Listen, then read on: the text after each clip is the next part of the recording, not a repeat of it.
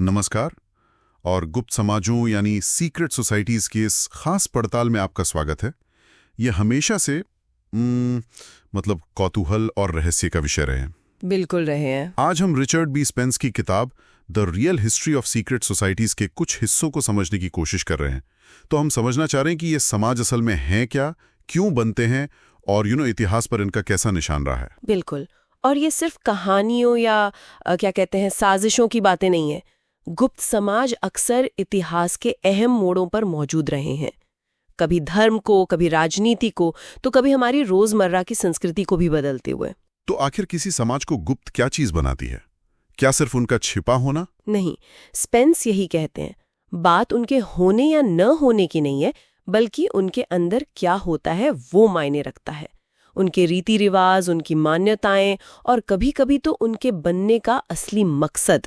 अच्छा। और हाँ, वो बहुत चयनात्मक होते हैं, मतलब हर किसी को सदस्य नहीं बनाते। हाँ, ये खास होने का एहसास। सही कहा। और यही खास होने का एहसास और वो चुने जाने की प्रक्रिया शायद उनके आकर्षण का बड़ा हिस्सा है। और ये कोई नई बात नहीं है। ये मानव सभ्यता जितनी ही पुराने हैं, शायद उससे भी ज्यादा पुराने। इनकी जड़ें बहुत गहरी हैं। चलिए कुछ दिलचस्प किस्से देखते हैं फिर। कैलिफोर्निया का वो ब्लैकबर्न कल्ट याद है, 1920 के दशक का? हाँ, महारानी मे वाला। वही महारानी मे, और उनका दावा कि वो ग्रेट सिक्स्थ सील लिख रही हैं, जिससे ब्रह्मांड के सारे रहस्य खुल जाएंगे। बिल्कुल। और इस दावे के दम पर उन्होंने अपने अनुयायियों से उनकी जमीनें ले लीं, बाप रे, एक अलग बस्ती बसाई और उन पर पूरी तरह अपना दबदबा कायम कर लिया। सोचने वाली बात है कि उस दौर में कैलिफोर्निया ऐसी चीजों का गढ़ क्यों बना हुआ था। मतलब वही इतने सारे कल्ट क्यों पनपे? शायद वहां की सामाजिक उथल-पुथल ने। हाँ, हो सकता है। और उनका वो तर्क कि शुद्ध लोगों के लिए सब कुछ शुद्ध है, ये सोच कितनी खतरनाक हो सकती है जब इसे ताकतवर लोग इस्तेमाल करते हैं। बिल्कुल ज्यादा। और ये प्रवृत्ति सिर्फ आधुनिक समय की नहीं है ना। मध्ययुगीन इटली के डुल्सिनियन को देखिए, फ्रा डुल्सिनो। हाँ, डुल्सिनियन। उन्होंने तो पोप और दुनिया की हर सत्ता को मानने से इनकार कर दिया था। पहाड़ों में किला बनाकर बैठ गए और मानते थे कि क़यामत का दिन करीब है। इस बीच आसपास के गांवों पर हमले करते रहे। लेकिन यहाँ एक जरूरी बात यह है, जैसा स्पेंस भी बताते हैं शायद, कि डुल्सिनियन के बारे में हम जो जानते हैं वो ज्यादातर उनके दुश्मनों यानी चर्च के जरिए पता चलता है। बिल्कुल सही। तो सवाल उठता है कि क्या वे वाकई उतने बुरे थे जैसा बताया गया, या ये भी सत्ता के नजरिए का खेल है? ये सोचने वाली बात है। और दिलचस्प बात यह है कि उनका असर बिल्कुल खत्म नहीं हुआ। 20वीं सदी में भी इटली के कुछ वामपंथी उन्हें याद करते थे, एक तरह से प्रेरणा मानते थे। अच्छा, ये तो नई बात पता चली। और कभी-कभी ये समूह बड़ी सहजता से बन जाते हैं, आज के जमाने में भी, जैसे वो डिज्नीलैंड सोशल क्लब्स। हाँ, वो तो बिल्कुल ही अलग उदाहरण है। मौज मस्ती करने वाले ग्रुप्स के तौर पर शुरू हुए, लेकिन धीरे धीरे उनमें आपसी तनाव और मुकाबला इतना बढ़ गया कि वो बाहरी लोगों को डराने धमकाने तक लगे। हाँ, ये दिखाता कि कैसे अंदरूनी जुड़ाव और बाहरी दुनिया से दूरी बनाने की वो जो प्रवृत्ति है वो कहीं भी पनप सकती है। वो खास होने का एहसास, किसी मकसद से जुड़ना, ये चीजें हमेशा लोगों को खींचती हैं, चाहे वो मध्ययुग हो या आज का कोई थीम पार्क। और यही चीज बाहरी लोगों में शक पैदा करती है ना? जाहिर है। शायद सबसे मशहूर उदाहरणों में से एक तो नाइट्स टेम्पलर का है। ओह हाँ, टेम्पलर्स। उनकी कहानी तो कमाल की है। पवित्र भूमि जाने वाले तीर्थयात्रियों के रक्षक बनकर इन्होंने शुरुआत की थी, बिल्कुल नेक काम से। हाँ, शुरुआत तो ऐसी ही थी, लेकिन देखते ही देखते भी यूरोप के सबसे अमीर और ताकतवर संगठनों में से एक बन गए। सोचिए, करीब 9,000 जायदादें उनके नाम थी। और उन्होंने उस जमाने का एक तरह का अंतर्राष्ट्रीय बैंकिंग नेटवर्क खड़ा कर दिया था। कर्ज देते थे, पैसे संभालते थे। और यही बेहिसाब दौलत और ताकत आखिरकार उनके पतन का कारण बनी, है ना? बिल्कुल। फ्रांस के राजा फिलिप चतुर्थ, उनकी नजर उन पर पड़ी। उन्हें पैसा चाहिए था, तो 1307 में उन पर झूठे इल्जाम लगाकर, हाँ, अजीब अजीब से इल्जाम लगाए गए, धर्म विरोधी गतिविधियों के, मूर्ति पूजा के, और उन्हें गिरफ्तार कर लिया गया। उनकी सारी संपत्ति पर कब्जा कर लिया गया। और कमाल की बात यह है कि हाल ही में वो जो दस्तावेज मिला है, चिनॉन चर्मपत्र, हाँ, चिनॉन पार्चमेंट, उससे पता चलता है कि पोप क्लेमेंट ने असल में उन्हें बेकसूर पाया था। अच्छा। हाँ, उन्होंने जांच की थी और उन्हें निर्दोष पाया था, लेकिन फिलिप इतने शक्तिशाली थे कि उन्होंने पोप की भी नहीं सुनी और उन्हें छोड़ा नहीं। और आखिरकार 1312 में इस संगठन को खत्म ही कर दिया गया। भंग कर दिया गया। पर ये वाकई हैरान करता है, इतनी अफवाहों, खासकर उनके छिपे खजाने की कहानियों और उनके इतने नाटकीय खात्मे के बावजूद टेम्पलर्स आज भी इतने मशहूर क्यों हैं? ये एक अच्छा सवाल है। मेरे ख्याल से ये उनके अंदरूनी रहस्य और बाहरी पहचान के अनोखे मेल की वजह से है। जैसा हमने शुरू में कहा था, दिखना और पारदर्शी होना ये एक बात नहीं है। वो दिखते थे, पर अंदर क्या था ये कोई नहीं जानता था। उनकी कहानी में रहस्य है, शक्ति है, धोखा है, और फिर भी किसी ना किसी रूप में टिके रहने का जज्बा। ये सारे तत्व है जो हमारी कल्पना को पकड़ते हैं। सही कहा। तो इन सब कहानियों से, इन उदाहरणों से हम क्या समझ सकते हैं? यही कि गुप्त समाज हमारे इतिहास और समाज का एक अभिन्न हिस्सा रहे हैं। हाँ, हमेशा से। अलग अलग शक्लों में, अलग अलग इरादों के साथ वे बनते हैं, बिगड़ते हैं, लेकिन उनका असर रहता है। और वो हमें इंसानी फितरत के बारे में बहुत कुछ सिखाते हैं। बिल्कुल। कैसे हम समूह बनाते हैं, कैसे विश्वास करते हैं, कैसे शक्ति काम करती है, शक्ति का खेल कैसे चलता है। और सुनने वालों के लिए सोचने की एक बात छोड़ जाते हैं फिर। प्राचीन यूनान के वो एल्यूसिनियन मिस्ट्रीज थे, है ना, अपने समय के सबसे प्रभावशाली गुप्त पंथों में से एक। हाँ, बहुत प्रभावशाली थे। वो आधिकारिक तौर पे तो खत्म हो गए, पर क्या ऐसे विचार या समाज वाकई मरते हैं? या जैसा उनके पुजारी मानते थे, वे सिर्फ अपना रूप बदलकर किसी और चीज में ढल जाते हैं? ये सोचने वाली बात है। क्या वो ऊर्जा कहीं और चली जाती है, किसी नए रूप में? जरा सोचिएगा इस पर। आज की चर्चा यहीं समाप्त करते हैं। चलिए सीधे स्रोत सामग्री के अध्याय 4 पर आते हैं, फ्रीमेसन और क्रांतियां। ये सवाल तो बड़ा है कि क्या फ्रीमेसन ने अमेरिकी और फ्रांसीसी क्रांतियों को सिर्फ प्रभावित किया या फिर उकसाया भी? हाँ, ये सवाल तो है। अमेरिकी क्रांति में देखें तो असर तो दिखता है। जॉर्ज वॉशिंगटन का वो स्मारक, ऑबेलिस्क जैसा, है ना? हाँ, मिस्र वाली इमेजरी। और कई संस्थापक पिता भी मेसन थे। बिल्कुल। पर स्रोत ज्यादातर प्रभाव की बात करते हैं, सीधे नियंत्रण की नहीं। उनके सदस्य अहम जगहों पर थे, लेकिन पूरी क्रांति को चलाना वो शायद थोड़ा ज्यादा हो गया। अच्छा। और एक दिलचस्प बात यह भी है कि 1820 के दशक में वो विलियम मॉर्गन वाला किस्सा हुआ था ना। हाँ। उसके गायब होने के बाद तो अमेरिका में मेसन विरोधी लहर चली, बाकायदा एंटी मिसोनिक पार्टी बन गई थी। अरे हाँ, ये तो जबरदस्त विरोध हुआ फिर। हुआ तो था। हालांकि एंड्रयू जैक्सन, जो खुद फ्री मेसन थे, जब वो राष्ट्रपति बने तो ये पार्टी धीरे धीरे खत्म हो गई। तो अमेरिका में कहानी थोड़ी मिलीजुली रही। फ्रांस में क्या था? क्या वहां ये ज्यादा क्रांतिकारी थे? बिल्कुल। फ्रांसीसी फ्रीमेसनरी, वो ग्रैंड ओरिएंट वाला जो उनका ढांचा था, वो अंग्रेजी लॉज के मुकाबले कहीं ज्यादा रैडिकल विचारों का गढ़ बन गया था। वहां के लॉज में राजनीतिक बहसें, योजनाएं, वो सब ज्यादा खुलकर होती थीं, ऐसा स्रोत बताते हैं। दिलचस्प। तो ये तो हुए राजनीतिक प्रभाव वाले समूह। अब जरा उन प्राचीन पंथों की तरफ चलें, जिनका जोर बाहरी दुनिया से ज्यादा अंदर की चीजों पर था, आध्यात्मिक बदलाव पर। अध्याय 5 इसी बारे में है। हाँ, रहस्य पंथ।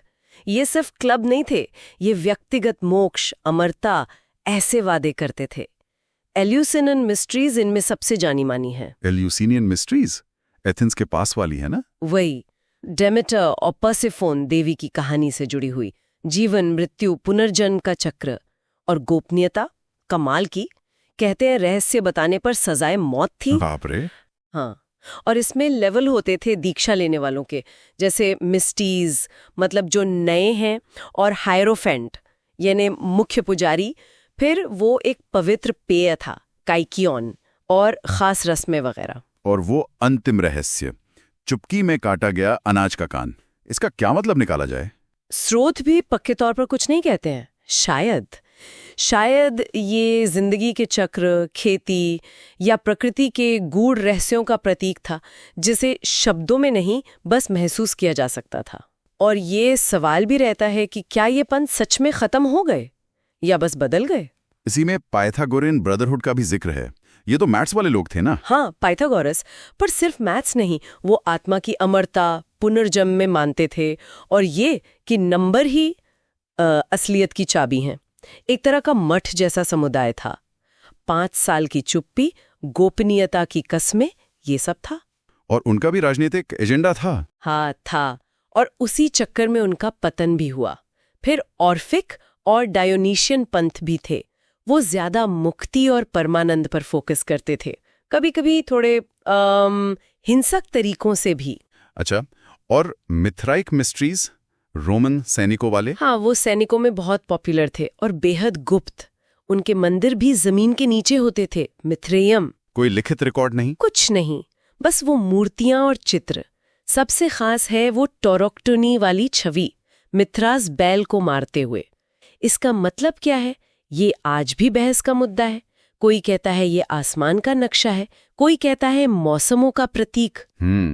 स्रोत उनकी पवित्र रोटी और ईसाई यूकरिस्ट में भी कुछ समानता बताते हैं। हाँ, कुछ समानताओं का जिक्र है, पर पक्के तौर पर कहना मुश्किल है क्योंकि जानकारी बहुत कम है। ठीक है, तो इन प्राचीन आध्यात्मिक समूहों से अब चलते हैं मध्ययुगीन दौर के एक बहुत ही अलग तरह के समूह पर, जिनका नाम ही आज राजनैतिक हत्या से जुड़ गया है, असैसिन।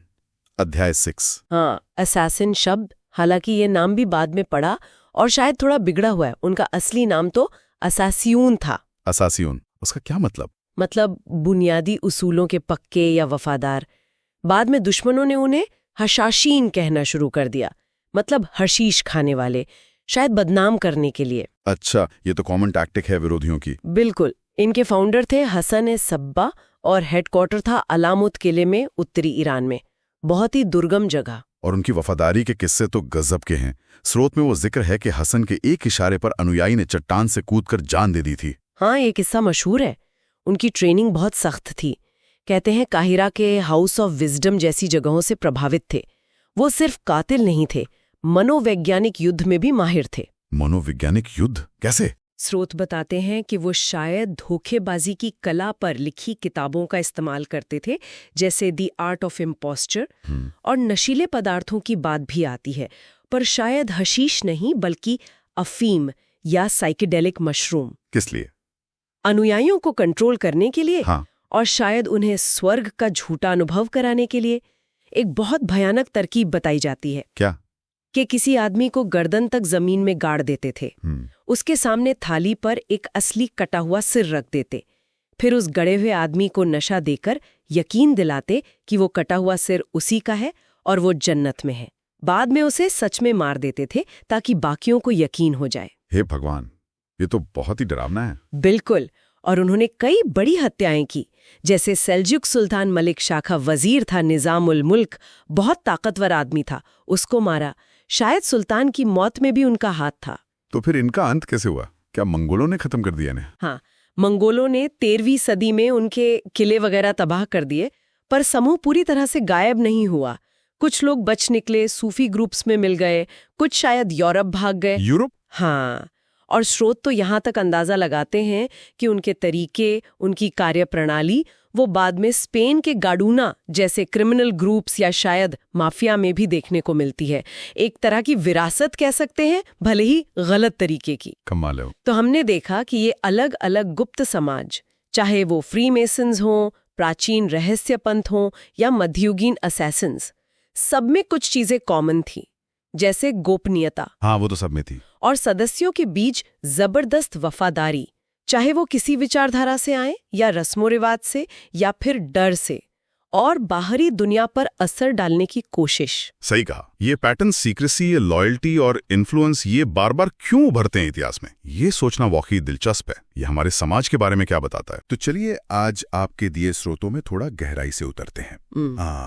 आज हम 3 ऐसे प्रभावशाली गुप्त समाजों पर ध्यान केंद्रित कर रहे हैं जिनका जिक्र मिलता है। हाँ? रोसीक्रूशंस, इल्यूमिनाटी और फ्रीमेसन्स। ये सब ना गुप्त ज्ञान, दुनिया बदलने की अजीब सी महत्वाकांक्षाएं और गहरे रहस्य, इन सब चीजों को दर्शाते हैं। बिल्कुल। और ये देखना भी दिलचस्प है कि कैसे ये समूह, जिनके बनने के कारण और तरीके एकदम अलग अलग हैं, हाँ। फिर भी अक्सर कहीं ना कहीं सत्ता, ज्ञान और वो जो पर्दे के पीछे का प्रभाव होता है, हाँ। उसकी चाहत में जुड़ जाते हैं। सही कहा। अच्छा, तो शुरुआत करते हैं रोसीक्रूशियन विचार से।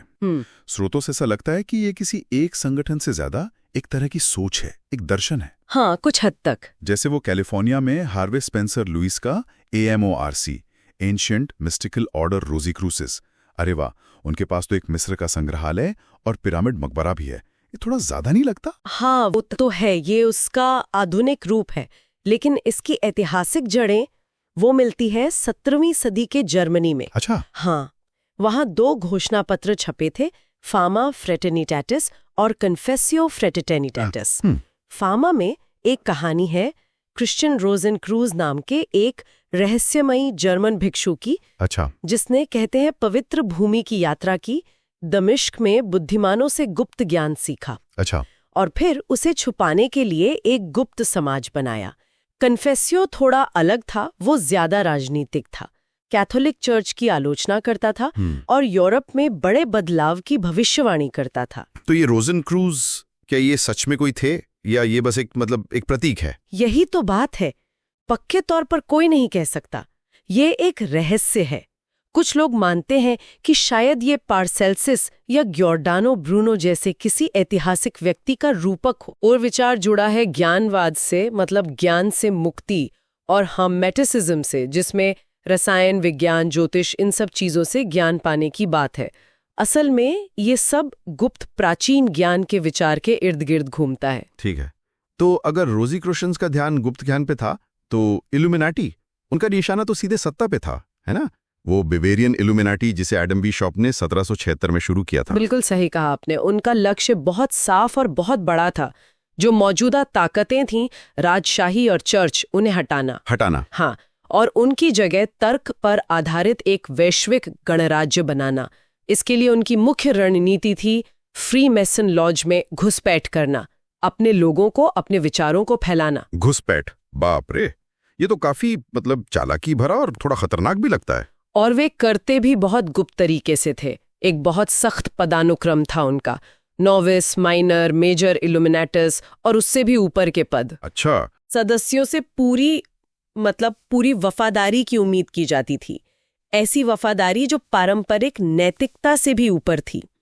कहा तो यहां तक जाता है कि अगर आदेश के हित में कोई अपराध किया जाए तो वो अपराध ही नहीं माना जाता था। सच में? हाँ, बिशॉप ने तो साहित्यिक समाजों और पुस्तकालयों में भी घुसपैठ करने को कहा था, ताकि लोगों की सोच को अपनी मर्जी से मोड़ा जा सके। तो क्या वे सफल हुए? उनका प्लान काम किया? देखिए, बवेरिया में तो उन्हें दबा दिया गया, बिशॉप को भागना पड़ा, लेकिन इल्यूमिनिज्म का जो विचार था वो पूरी तरह खत्म नहीं हुआ। वो अलग अलग रूपों में, जैसे मार्टिनिस्ट ऑर्डर वगैरह में जीवित रहा। उनका असल में कितना असर हुआ, ये आज भी बहस का विषय है। और फिर आते हैं फ्री मेसन्स।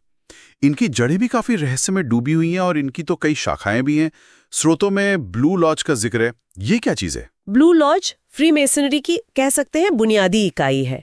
इसमें 3 शुरुआती डिग्रियां होती हैं, एंटर्ड अप्रेंटिस, फेलो क्राफ्ट और मास्टर मेसन। अच्छा, 3 डिग्रियां? हाँ, और हर डिग्री के साथ अपनी अलग रस्में होती हैं। गोपनीयता की शपथ होती है और नियमों को तोड़ने पर प्रतीकात्मक सजा भी। प्रतीकवाद इसमें बहुत महत्वपूर्ण है, जैसे वो पश्चिम से पूर्व की ओर यात्रा करना, ज्ञान यानी प्रकाश की खोज में। इसमें फ्री और एक्सेप्टेड मेसन का भी जिक्र है।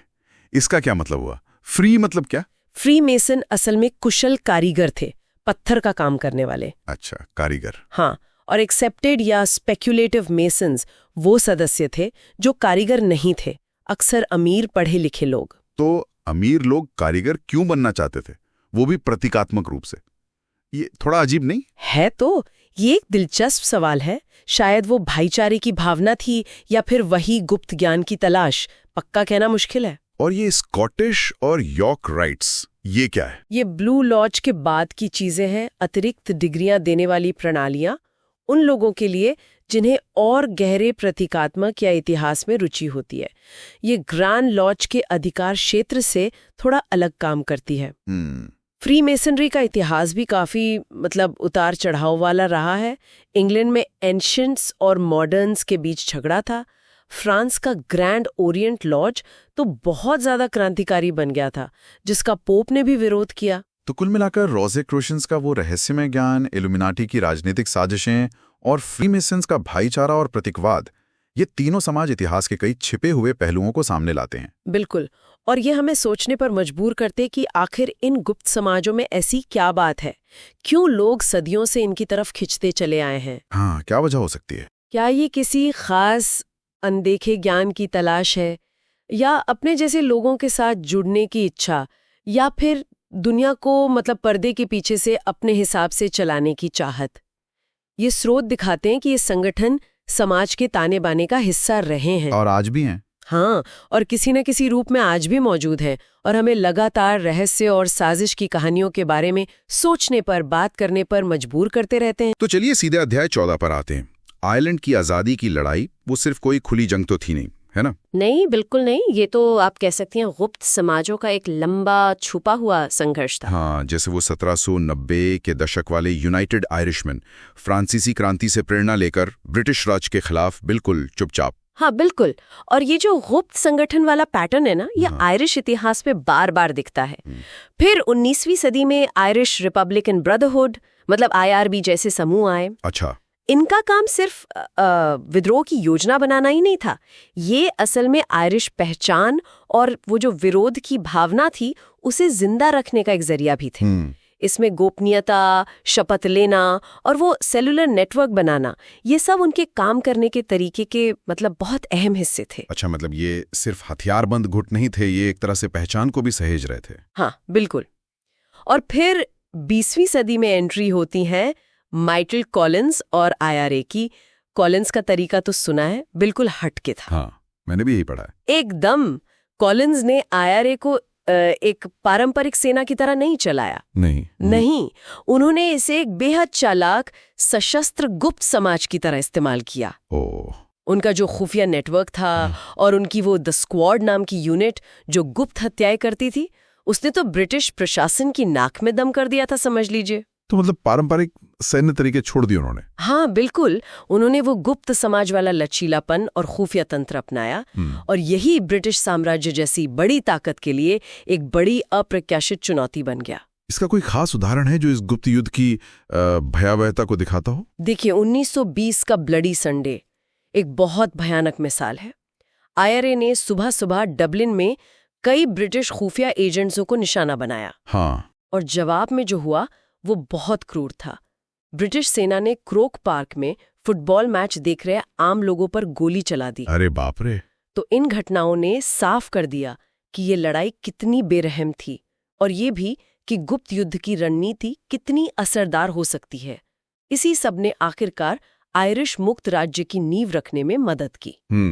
तो ये तो हुई राजनीतिक लक्ष्यों वाले गुप्त संगठनों की बात। अब अध्याय 15 में एक बिल्कुल अलग चीज है, the protocols of the elders of Zion. ये तो शायद इतिहास के सबसे बदनाम दस्तावेजों में से एक है। हाँ, बहुत ही कुख्यात। ये दावा करता है कि ये यहूदी नेताओं की किसी गुप्त मीटिंग का ब्यौरा है जिसमें दुनिया पर कब्जा करने की साजिश रची गई थी। और इसकी उत्पत्ति वो भी काफी रहस्यमयी है ना? हाँ, इस पर काफी बहस है। पहले लोग मानते थे कि इसे रूसी गुप्त पुलिस ओखराना ने बनाया था, लेकिन अब जो नई रिसर्च आई है वो कहती है कि शायद ये सही नहीं है। अच्छा। हाँ, दिलचस्प बात यह है कि इसका पहला संस्करण 1905 में सर्गे नीलुस से भी पहले 1903 में ही छप गया था, सेंट पीटर्सबर्ग के एक यहूदी विरोधी अखबार ज़नामिया में। ओह, तो ये जानकारी तो पुरानी धारणा को बदलती है। और ये भी सुना है कि पूरी तरह से ओरिजिनल नहीं था। सही कहा आपने। इसका लगभग 40% हिस्सा मॉरिस जॉली नाम के एक फ्रांसीसी लेखक के 19वीं सदी के व्यंग्य डायलॉग इन हेल से लिया गया है। मतलब चोरी? सीधी चोरी तो नहीं कहेंगे, लेकिन हाँ, विचारों को तोड़ मरोड़ कर पेश किया गया था। और ये भी ध्यान देने वाली बात है कि शुरू में इसे सिर्फ यहूदी साजिश नहीं बल्कि यहूदी मिसोनिक साजिश कहा गया था। यहूदी मिसोनिक? अच्छा। और ये फैला कैसे? ये दस्तावेज पहले विश्व युद्ध के बाद रूस से बाहर फैला। इसमें बोरिस ब्रासोल जैसे जो रूसी प्रवासी थे और हेनरी फोर्ड जैसे उद्योगपति, उनका बड़ा हाथ था। उन्होंने तो लाखों प्रतियां छपवा दी। तो मतलब इसे बार बार झूठा साबित किया गया, फिर भी ये फैलता ही गया। दुर्भाग्य से हाँ, इसे कई बार धोखाधड़ी साबित किया जा चुका है।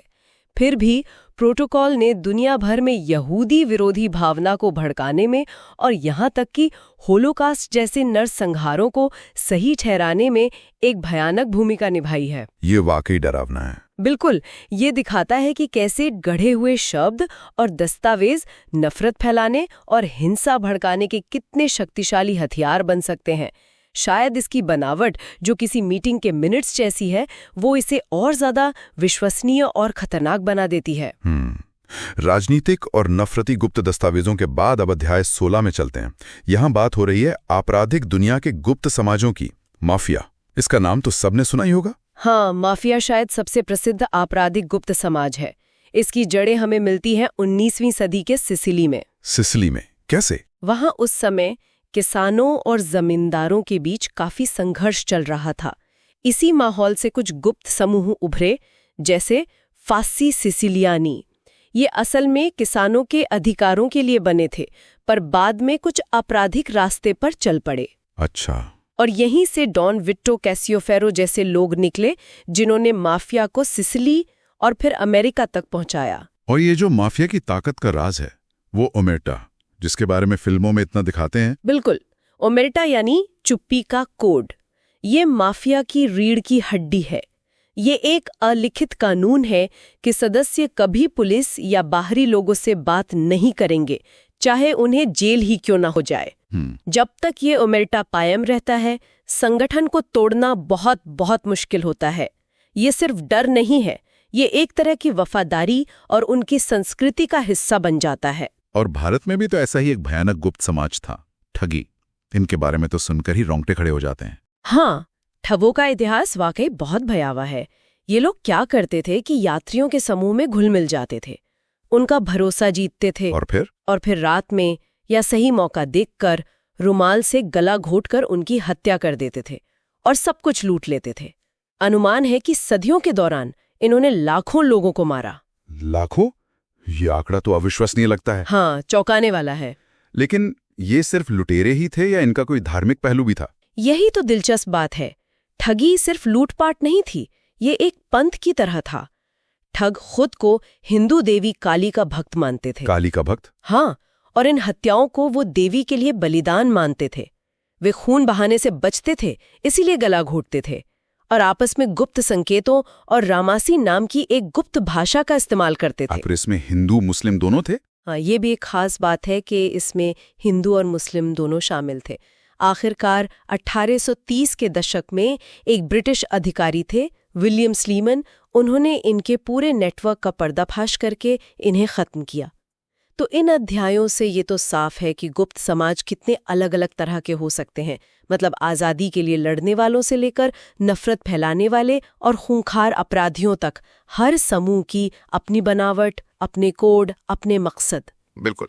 अब सोचने वाली बात यह है कि आज का जो डिजिटल ज़माना है, जहां हर चीज़ पर नज़र रखना इतना आसान है और जहां गोपनीयता बनाए रखना एक चुनौती बन गया है, तो क्या ये गुप्त समाज अब खत्म हो रहे हैं या फिर ये बस अपना रूप बदल रहे हैं और नए, शायद और भी ज्यादा अदृश्य तरीकों से काम कर रहे हैं? ये एक बड़ा सवाल है। तो आज हम 20वीं सदी की कुछ कह सकते हैं सबसे दिलचस्प गुप्त समितियों की पड़ताल कर रहे हैं। हाँ, और इसके लिए हम देख रहे हैं व्याख्यान 17, 18 और 19 को। ये स्रोत हमें ले जाते हैं जासूसी की दुनिया में, गुप्त राजनीतिक चालों और पर्दे के पीछे काम करने वाले ताकतवर संगठनों की कहानियों में। बिल्कुल। और इन व्याख्यानों में ये साफ दिखता है कि कैसे ये चीजें, मतलब रहस्यवाद, राजनीति, जासूसी, ये सब अक्सर इन गुप्त समूहों के जरिए आपस में जुड़ी हुई थीं। तो चलिए शुरुआत करते हैं व्याख्यान 17 से। इसमें जिक्र है एलिस्टर क्रॉली का। हाँ, क्रॉली काफी विवादास्पद शख्सियत थे वो। कुछ लोग तो उन्हें शैतानवादी तक मानते हैं। हाँ, लेकिन दिलचस्प बात यह है जो स्रोत बताते हैं कि उन्होंने दावा किया था कि वो प्रथम विश्व युद्ध के दौरान अमेरिका में ब्रिटिश सीक्रेट सर्विस के लिए काम कर रहे थे। बिल्कुल। और उनका दावा था कि उनका असली मकसद ये था कि जर्मनी को किसी तरह उकसाया जाए, ऐसी हरकतें करने पर मजबूर किया जाए जिससे अमेरिका युद्ध में कूद पड़े। तो ये अपने आप में एक तरह की जासूसी हुई। सही बात है। और उनका जो रहस्यवादी संगठन था गोल्डन डॉन, वो भी राजनीतिक साजिशों में शामिल था, जैसे स्पेन में क्रांति भड़काने की कोशिश। अच्छा। तो यहाँ ये देखना अहम है कि रहस्यवाद और जासूसी के जो तरीके हैं, जैसे गहरी गोपनीयता रखना, जानकारी छुपाना, मनोवैज्ञानिक दाव पेच, हाँ, वो कितने मिलते जुलते हैं। एक ही तरह की मानसिकता लगती है इसमें। ये गोपनीयता और राजनीतिक लक्ष्य, इसी का मेल हमें अगले व्याख्यान मतलब व्याख्यान 18 के विषय पर लाता है। हाँ, अमेरिका में गुप्त कम्युनिस्ट आंदोलन। स्रोत बताते हैं कि 1922 में मिशिगन के ब्रिजमन में अमेरिकी कम्युनिस्ट पार्टी का एक गुप्त सम्मेलन हुआ। हाँ, और वो भी तब जब कानूनी तौर पर तो पार्टी का अस्तित्व ही नहीं था, वो पूरी तरह से भूमिगत हो चुकी थी। अच्छा। और मॉस्को में जो कम्युनिस्ट इंटरनेशनल था मतलब कॉमिंटर्न, उसके निर्देशों पर चल रही थी। तो फिर पहचान छुपाना वगैरह तो जरूरी रहा होगा। बिल्कुल, उपनाम इस्तेमाल होते थे, सुरक्षा के कड़े इंतजाम थे, और विली मुंजिनबर्ग जैसे लोगों ने क्या कहते हैं इनोसेंस क्लब जैसे दिखावटी संगठन बनाए। इनोसेंस क्लब मतलब ऐसे क्लब या समूह जो लगते तो थे किसी और मकसद के लिए बने हैं, पर उनका असल काम था गैर कम्युनिस्टों को आकर्षित करना, ताकि वो अनजाने में कम्युनिस्ट लक्ष्यों को ही आगे बढ़ाए। हाँ बिल्कुल, ये प्रचार का एक बहुत चालाक तरीका था। और ऐसे गुप्त सदस्य फिर सोवियत जासूसी के लिए भी भर्ती किए जाते होंगे, जैसे निकोलस डोजनबर्ग का उदाहरण है इसमें। हाँ बिल्कुल, डोजनबर्ग ने तो एक फिल्म कंपनी की आड़ में पूरा जासूसी नेटवर्क चलाया। बाप रे। और बाद में फिर वो वेनोना प्रोजेक्ट सामने आया, जो सोवियत संदेशों को डिकोड करने का अमेरिकन प्रोग्राम था। हाँ, सुना है। उसने खुलासा किया कि सैकड़ों सोवियत एजेंट अमेरिकी सरकार के अंदर तक पहुंच चुके थे। ये बहुत बड़ी बात थी। तो ये नेटवर्क टूटा कैसे फिर? देखिए, विटेकर चेम्बर्स और एलिजाबेथ बेंटले जैसे कुछ बड़े सदस्य पार्टी छोड़कर गवाह बन गए और FBI ने भी घुसपैठ की। तो अंदरूनी कलह, विश्वासघात और बाहरी दबाव, इन सब ने मिलकर इस नेटवर्क को काफी कमजोर कर दिया। समझ गया। चलिए अब चलते हैं व्याख्यान 19 की तरफ।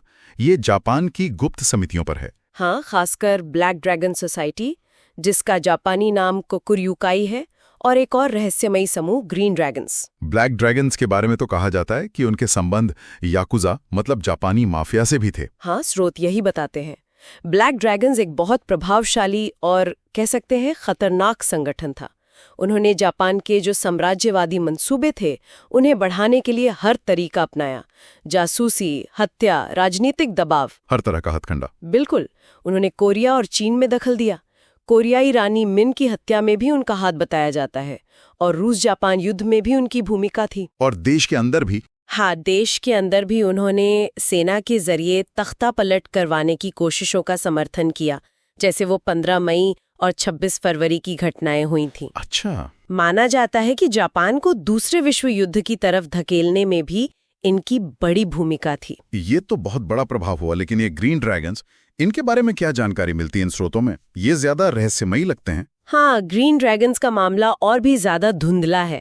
कुछ लोगों का मानना है कि वो शायद ब्लैक ड्रैगन्स के भी मास्टर थे, या शायद उनके प्रतिद्वंदी। अच्छा। ये भी हो सकता है कि वो सीधे एक्शन लेने के बजाय पर्दे के पीछे रहकर गुप्त या थोड़े रहस्यमयी तरीकों से अपना प्रभाव डालते थे। उनके अस्तित्व पर भी सवाल उठाए जाते हैं, पर कहानियां तो ये भी हैं कि उनका असर ज़ारिस्ट रूस से लेकर नाजी जर्मनी तक फैला हुआ था। बाप रे, ये तो वाकई बहुत रहस्यमयी है। हाँ, ये रहस्य ही उन्हें और पेचीदा बना देता है। तो अगर हमें इन तीनों व्याख्यानों को एक साथ देखें तो एक बात तो साफ उभर कर आती है क्या?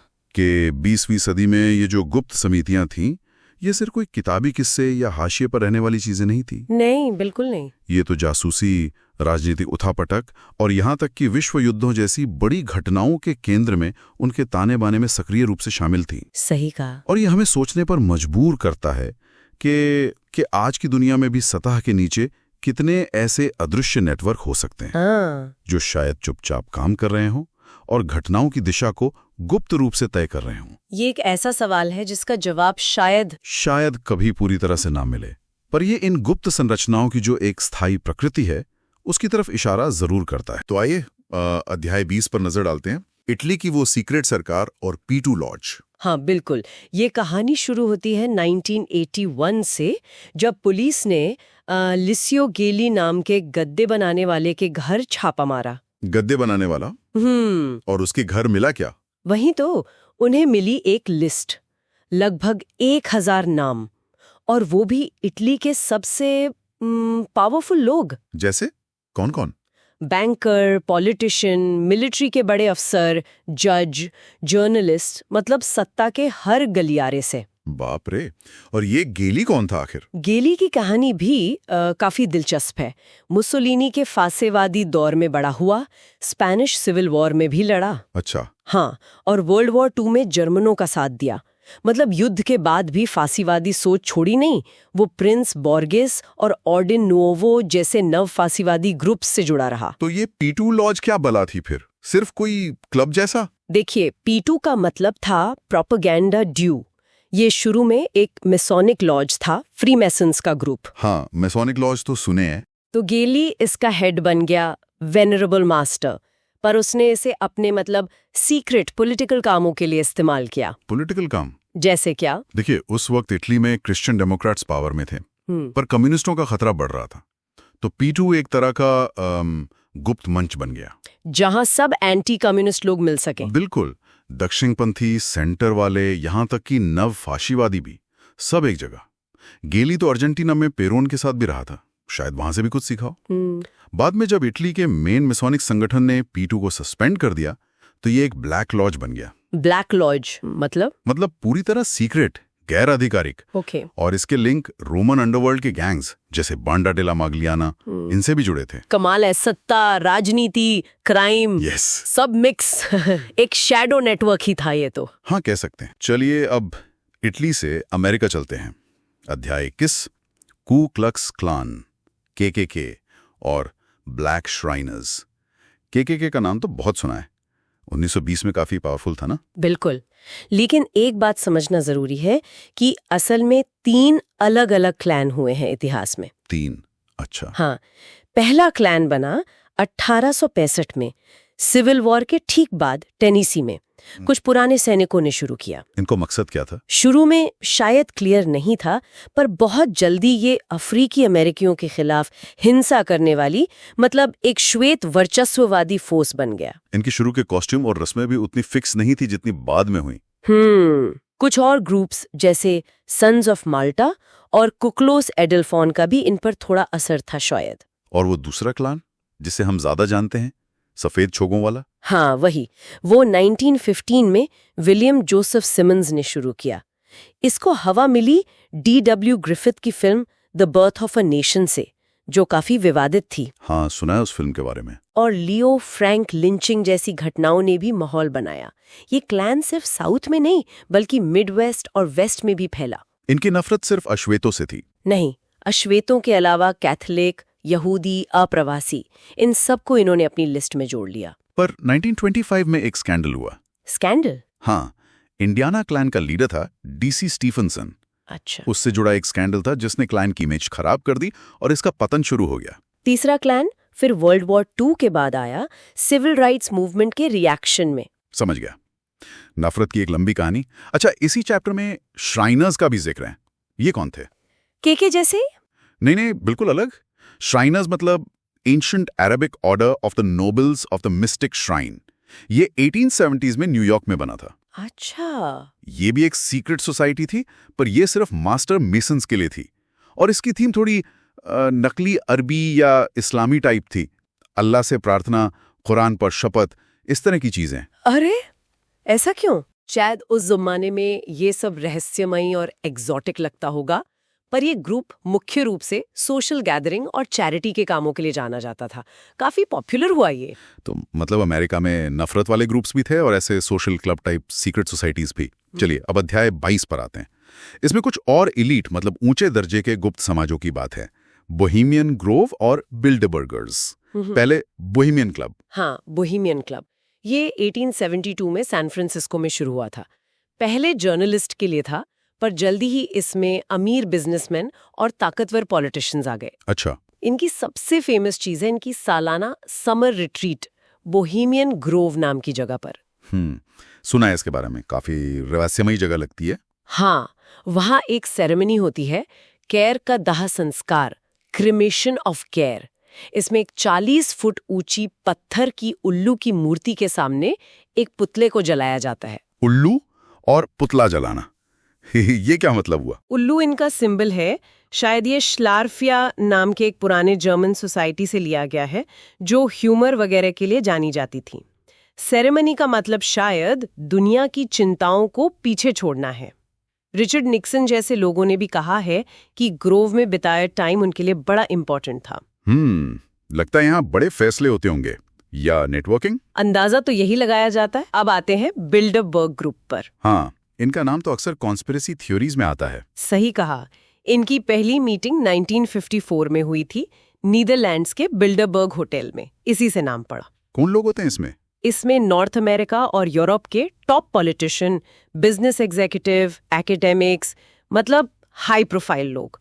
ये साल में एक बार मिलते हैं, प्राइवेट मीटिंग होती है। और बातें सीक्रेट रहती हैं? हाँ बिल्कुल, चैटम हाउस रूल फॉलो होता है।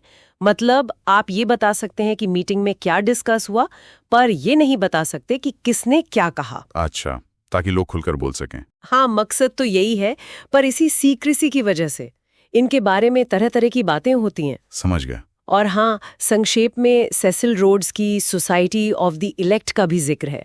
रोड्स ने 1877 में ब्रिटिश एम्पायर को और फैलाने के लिए एक सीक्रेट सोसाइटी की कल्पना की थी। इसकी भी अपनी भूमिका रही कुछ घटनाओं में। तो ये सारे उदाहरण दिखाते हैं कि कैसे एलीट क्लास, मतलब अमीर और ताकतवर लोग, अपना असर बनाए रखने के लिए ऐसे गुप्त समूहों का इस्तेमाल करते आए हैं। तो कुल मिलाकर, चाहे वो इटली की राजनीतिक साजिशें हों, अमेरिका में नस्लीय नफरत फैलाने वाले समूह हों, या फिर दुनिया के एलीट लोगों की प्राइवेट मीटिंग्स, ये सीक्रेट सोसाइटीज अलग अलग शक्लों में हमेशा से रही हैं। बिल्कुल, और अक्सर ये पर्दे के पीछे रहकर बड़ी घटनाओं पर असर डालती हैं, भले ही हमें सीधे तौर पर पता न चले। ये सोचने वाली बात है कि आज की दुनिया को कौन से ऐसे अनदेखे हाथ या गुप्त नेटवर्क हैं जो इसे चला रहे हैं, जिनके बारे में शायद हम जानते भी नहीं। तो चलिए सीधे अध्याय 23 की बात करते हैं। इसमें यूएफओ षड्यंत्रों और कुछ धोखों का जिक्र है ना? कहाँ से शुरू करें? हाँ, अध्याय 23 बड़ा दिलचस्प है। इसमें कहानियां हैं, जैसे वो 1909 में यूटा में दिखे अजीब से हवाई जहाज। ओ हाँ, उस समय तो हवाई जहाज नई चीज थे। बिल्कुल, तो काफी सनसनी फैली थी। फिर एक एजेंट थे, जॉर्ज ए बोन, उन्होंने जांच भी की। और शक किस पर गया? शक गया एक एसी वाल्कनबर्ग नाम के व्यक्ति पर और उसके समूह पर। बातें तो बहुत हुई, मतलब सरकारी साजिशें, यहाँ तक के मॉर्मन सीक्रेट सर्विस का भी नाम आया। लेकिन कुछ साबित नहीं हुआ। नहीं, पुख्ता तौर पर कुछ नहीं। ये बस दिखाता है कि कैसे अनजाना डर और थोड़ी सरकारी गोपनीयता मिलकर षड्यंत्रों को हवा दे देते हैं। और वो प्रायरी ऑफ सैन वाला किस्सा, वो तो बहुत मशहूर हुआ था द डिविंची कोड वगैरह की वजह से। हाँ, वो तो कमाल का उदाहरण है। असल में वो पियरे प्लांटेड नाम के एक आदमी का 1956 में गढ़ा गया एक धोखा था, पूरा का पूरा। 1956 में? मतलब कोई पुराना गुप्त समाज नहीं था? नहीं, बिल्कुल नहीं। उसने दावा किया कि ये 11वीं सदी का समाज है। सदस्य थे लियोनार्डो दा विंची जैसे लोग, और ये मेरोविंगियन राजाओं के वंशजों की रक्षा कर रहा है। अरे वाह! और फिर किताबें आईं, होली ब्लड, होली ग्रेल, फिर डैन ब्राउन की द डिविंची कोड, और ये पूरी दुनिया में फैल गया। गजब है, कैसे थोड़ी कल्पना और इतिहास मिलाकर लोग यकीन करने लगते हैं। सही कहा। ये दिखाता है कि गुप्त समाजों के इर्द गिर्द ये आकर्षण कितना मजबूत होता है। ठीक है, तो ये तो हुए धोखे और रहस्य अध्याय 23 में। अब अध्याय 24 लगता है ये थोड़ा मतलब ज्यादा गंभीर और खतरनाक पहलू दिखाता है, हिंसा वाले समूह। हाँ बिल्कुल, अध्याय 24 उन गुप्त समाजों पर है जिन्होंने हिंसा का रास्ता चुना, खासकर 19वीं सदी के आखिर में और 20वीं सदी की शुरुआत में। अराजकतावादी। अराजकतावादी मतलब एनार्किस्ट्स? हाँ, एनार्किस्ट्स। उस दौर में कुछ मानते थे कि हिंसा से ही बदलाव आएगा। वो इसे कहते थे प्रोपेगेंडा ऑफ द डीड। अच्छा। और इन्होंने कई बड़ी हत्याएं की, बम विस्फोट किए। रूसी जार अलेक्जेंडर द्वितीय, अमेरिकी राष्ट्रपति मैकिनले, ये सब शिकार बने। ओह, और अमेरिका में वो गैलियानी का जिक्र है? हाँ, लुइजी गैलियानी और उसका समूह गैलियानिस्टी, इन्होंने अमेरिका में काफी आतंक फैलाया। शायद सबसे बड़ा था 1920 का वॉल स्ट्रीट बम विस्फोट। वॉल स्ट्रीट बम विस्फोट। और इसमें सिम्बायोनीज लिबरेशन आर्मी एसएलए का भी जिक्र है, पैटी हर्स्ट वाला मामला। हाँ, संक्षेप में है। एसएलए 70 के दशक का एक छोटा सा लेकिन बहुत उग्रवादी समूह था। पैटी हर्स्ट के अपहरण से काफी कुख्यात हुआ। ये दिखाता है कि छोटे समूह भी कितना बड़ा असर डाल सकते हैं, है ना? बिल्कुल, अपनी विचारधारा और तरीकों से समाज में डर फैला सकते हैं। फिर ये अध्याय आज के दौर के समूहों पर आता है, जैसे अल-कायदा और आइसिस। अच्छा, उन्हें भी गुप्त समाज की तरह देखा जा रहा है? हाँ, काफी हद तक। वो किसी देश की सीमा में बंधे नहीं हैं, गुप्त तरीके से काम करते हैं, प्रचार और भर्ती के लिए इंटरनेट का इस्तेमाल करते हैं। ये सिलसिला तो वाकई रुका नहीं है। शायद इसीलिए अध्याय 25 का शीर्षक है गुप्त समाज, कभी न खत्म होने वाली कहानी। इसमें क्या खास है? ये अध्याय इसी बात पर जोर देता है कि गुप्त समाज शायद हमेशा रहेंगे और अक्सर ये किसी करिश्माई या कह लें कट्टरपंथी नेता के आसपास बनते हैं। जैसे रॉबर्ट जे मैथ्यूज और उसका समूह द ऑर्डर। 80 के दशक में अमेरिका में श्वेत वर्चस्ववादी समूह था। ओह, द ऑर्डर। हाँ, ये एक किताब थी, नस्लवादी किताब, द टर्नर डायरीज। उससे प्रेरित थे। डकैती, हत्या, कई अपराध किए। और मैथ्यूज का क्या हुआ? वो पुलिस मुठभेड़ में मारा गया, लेकिन उसकी मौत ने उसे समर्थकों के लिए शहीद बना दिया और इसने बाद में टिमोथी मैकवे जैसे लोगों को प्रेरित किया ओक्लाहोमा सिटी बमबारी के लिए। तो एक घटना दूसरी को जन्म देती है। और वो विलियम डडली पेली, सिल्वर शर्ट्स, हॉलीवुड लेखक से फांसीवादी नेता, ये कैसे हुआ? हाँ, पेली की कहानी भी अजीब है। हॉलीवुड का लेखक था, फिर रूस गया, बोल्शेविक क्रांति देखी तो कम्युनिस्ट विरोधी बन गया। अच्छा। बाद में उसे कुछ रहस्यमय अनुभव हुए, थियोसोफी वगैरह में रुचि लेने लगा और फिर उसने अमेरिका में सिल्वर शर्ट्स नाम का फांसीवादी यहूदी विरोधी गुप्त समाज बना लिया, हिटलर से प्रेरित होकर। तो निजी अनुभव, राजनीतिक विचार और रहस्यवाद सब मिल गया। बिल्कुल। ये दिखाता है कि कैसी ये चीजें मिलकर लोगों को चरमपंथ की तरफ धकेल सकती हैं। आइजैक इग्विगुई, फ्रांसिस पाकर योकी, ऐसे और भी उदाहरण हैं इसी पैटर्न के। तो इन 3 अध्यायों 23 से 25 को देखें तो ये साफ है कि गुप्त समाज कई तरह के होते हैं। कभी धोखे, कभी हिंसक समूह, कभी अभिजातीय क्लब जैसे, और ये लगातार बनते बदलते रहते हैं, इतिहास पर असर डालते हैं। बिल्कुल। और अगर हम सभी 25 अध्यायों को देखें, मतलब अध्याय 1 से 25 तक, तो कुछ बातें बार बार दिखती हैं। एक तो ये समाज चयनात्मक होते हैं, सदस्य चुनकर लेते हैं। हाँ। दूसरा, अंदरूनी गोपनीयता, राज रखना। तीसरा, उनका कोई ना कोई उद्देश्य होता है, आध्यात्मिक, राजनीतिक, सामाजिक या फिर आपराधिक भी। सही। और चौथा, इतिहास और संस्कृति पर उनका गहरा असर पड़ता है। वो हमेशा से रहे हैं और शायद हमेशा रहेंगे भी, बस रूप बदलते रहेंगे। शुक्रिया। ये चर्चा वाकई बहुत कुछ सोचने पर मजबूर करती है। हाँ, बिल्कुल।